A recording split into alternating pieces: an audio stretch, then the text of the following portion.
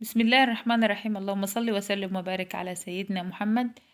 لو عايزة بقى فطار أو غدا أو عشاء يلخص لك يعني صينية الفطار الكبيرة اللي انت بتعمليها، يعني بدل ما تقعدي تحمري بطاطس وتقلي بتنجان وفول وطعمية وحيرة كل يوم هتاكلي ايه وهعمل فطار ايه وعشاء ايه وغدا ايه. انا هعمل لك وجبة النهاردة كاملة ان شاء الله متكاملة، فيها جميع العناصر وكلها هتبقى في صينية واحدة. خلاص، هتنفع معاكي في غدا، تمشي غدا تمشي عشاء تمشي فطار، وتمشي كمان سحور لو انت حابة. النهاردة هعمل معاكم عجة. طبعا المقادير دي على حسب امكانياتك وعلى حسب ما انت عاوز، وبرضو على حسب افراد اسرتك. يعني ممكن انا معايا هنا 4 بيضات، ممكن تقللي البيض او تزودي البيض. الكمية على حسب افراد اسرتك. طبعا الكمية اللي معايا دي هتكفي حوالي 5 افراد. فانا دلوقتي يا جماعة معايا المكونات بتاعتنا بقى عبارة عن ايه. دول حوالي بصلة كبيرة او بصلتين متوسطتين مقطعاهم. خلاص. ومعايا واحدة بطاطس، و4 فصوص توم. التوم ده عشان زفرت البيض يا جماعة، وبيطعمها يعني برضو ايه بينكهها كده. ومعايا هنا هاخد معلقتين دقيق. خلاص. وقرنين فلفل.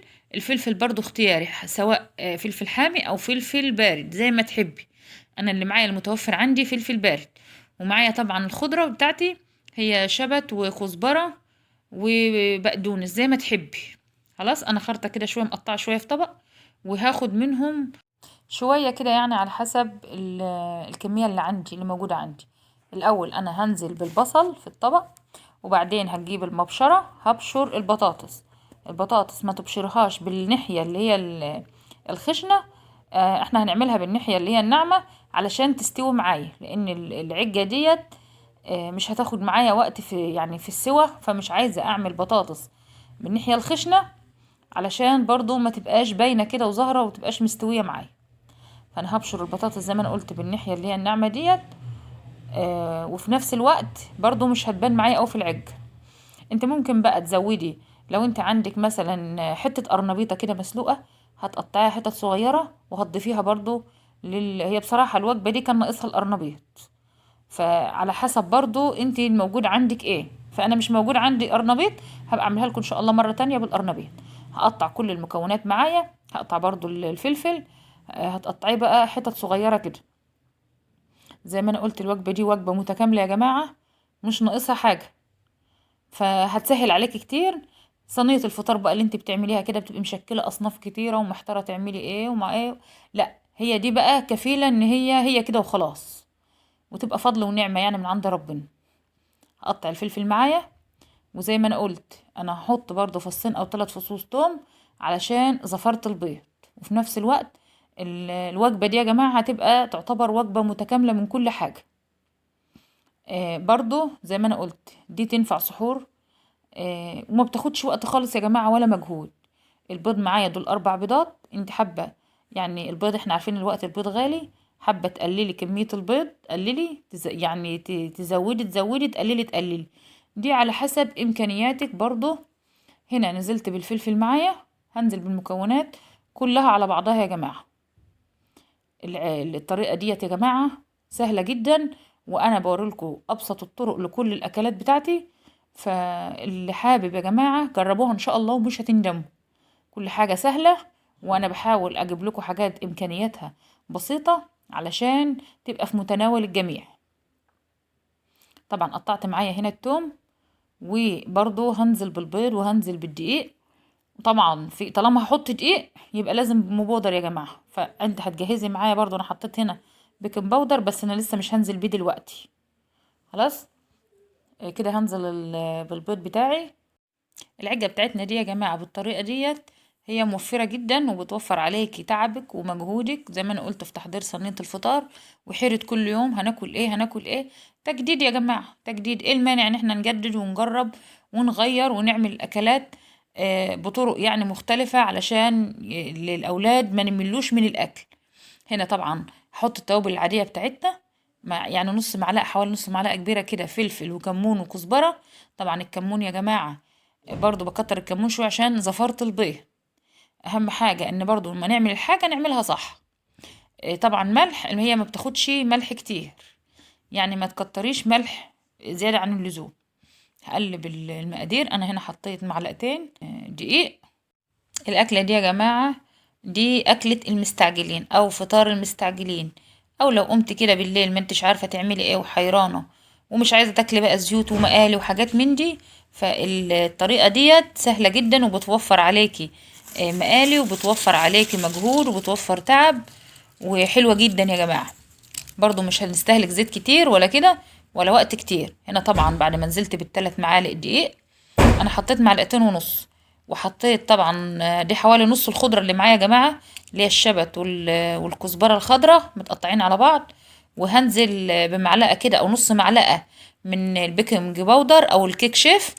ليه بقى؟ علشان طالما في دقيق يبقى فيه بيكنج باودر زي ما انا قلت. هقلب كل المكونات بتاعتي ديت علشان ما يبقاش قلبها مكتوم معايا وتبقى قلبها هشة كده وخفيفة. قلبت المكونات كلها يا جماعة. فلو انت بتقلبيها كده ولقيتيها ان هي متماسكة معاكي او يعني ايه مش مرقة، حط لها، ممكن تحط لها حوالي 3 4 معالق مية بس علشان تعرفي تقلبيها. طبعا نزلت هنا برضو بحوالي معلقتين زيت، معلقتين كبار من الزيت، علشان احنا لما ندخلها الفرن تحمر من فوق ومن تحت. احنا طبعا هندهن الصينية زيت، فعشان برضو تحمر من فوق. طبعا انت بقى ممكن تضيفي، انا هنا ضفت معلقة كبيرة جبنة موتزاريلا. لو انت بقى عندك جبنة رومي، جبن ميكس، شوية جبن ما عندكيش خالص ما تحطيش. لكن انا موجود عندي جبنة موتزاريلا فحطيت حوالي معلقة كبيرة جبنة موتزاريلا. هي بتطعمها يا جماعة، احنا مش حاطين كمية كبيرة لدرجة ان هي تمط معانا، بس احنا يعني بنطعمها. فزي ما انا قلت لو موجود عندك ميكس جبن حطي، برضو مع مراعاة الحدق بتاعك، مراعاة الملح، كمية الملح اللي انتوا بتحطيها. خلاص. انا هنا حطيت معلقه الجبنه الموتزاريلا وقلبتهم في بعض، وهجيب الصينيه بتاعتي هدهنها زيت. التحمير بتاعها يا جماعه تحمير على العالي، يعني على درجه حراره الفرن العاديه من 180 ل 200. هنحطها في الفرن من تحت، يعني هنولع من تحت ومن فوق، فهنحطها على الشبكه في النص. هي مش هتاخد اي وقت معانا خالص لان ده بيض في الاول وفي الاخر يا جماعه. البيض مش هياخد معايا وقت في الفرن يعني هتقعد حوالي 10 دقايق، من 10 دقايق لربع ساعة، مش أكتر من كده. تحمير بس من فوق ومن تحت. وزي ما أنا قلت احنا حاطين لها البيكنج باودر علشان إن هي تبقى مفتحة وخفيفة. أنا طبعا فردتها معايا في الصينية وهدخلها الفرن على الرف الوسطاني. الصينية أصلا ريحتها كده تحفة يا جماعة، يعني ريحتها من المكونات من الخضرة والثوم والبصل، ريحتها لوحدها حلوة. خلاص. الوصفة بتاعتنا سهلة وبسيطة خالص وما بتحتاجش منك اي وقت ولا اي مجهود. وبعدين دخلتها الفرن، وبعد ما دخلت طلعتها على طول بعد ما احمرت زي ما انا قلت. سبتها تهدى كده معايا شوية علشان اقطعها. هي ما شاء الله مش محتاجة، يعني هي زي الكيك، يعني طالعة ما شاء الله وريحتها كانت مفحفحة. هتقطعيها بقى زي ما انت هتقطعي. لو انت بقى عايزة تقسميها كده في اطباق، يعني كل واحد مثلا حتتين تلاتة، مع رغيف عيش مع حتة مخلل زي ما انت تحبي. هي طبعا مش محتاجة بطاطس، احنا حاطين فيها البطاطس وحاطين فيها الفلفل وحاطين البيض، يعني هي بتغمس نفسها بنفسها، مش محتاجة اي حاجة خالص. فانا هنا طلعتها وبعد ما سبتها تبرد خالص، يعني مش تبرد قوي، هي كانت لسه سخنة دافية كده. فطبعا قطعتها. هي لما بتتساب تبرد خالص ما بتبقاش لها يعني ايه، يعني هي حلاوتها ان هي وهي سخنه. انا طبعا هنا بوريكم التحمير بتاعها من فوق ومن تحت. ما شاء الله. ما خدتش معايا اي وقت ولا اي مجهود. هي يا دوبك قلبت المكونات كلها على بعض ودخلتها الفرن. آه اعمليها بقى كده وقدميها لولادك، يعني كوبايه شاي، كوبايه شاي بلبن، مع حتتين مخلل، مع رغيف عيش، والامور هتمشي. يعني عشان الحيرة بتاعت كل يوم. الفيديو بتاعنا النهاردة يا جماعة كان سهل وبسيط خالص. طبعا انا زي ما انا قلت لكم انا قدمتها مع عيش. طبعا انا حطيت معاها زيتون مخلل وهي مش محتاجة اي حاجة خالص. الفيديو بتاعنا زي ما انا قلت سهل وبسيط خالص. اتمنى فيديو النهاردة يعجبكم، وادعمونا يا حبايب قلب بلايك واشتراك، وما تنسوش تسيبولي تعليق كويس كده. السلام عليكم ورحمة الله وبركاته.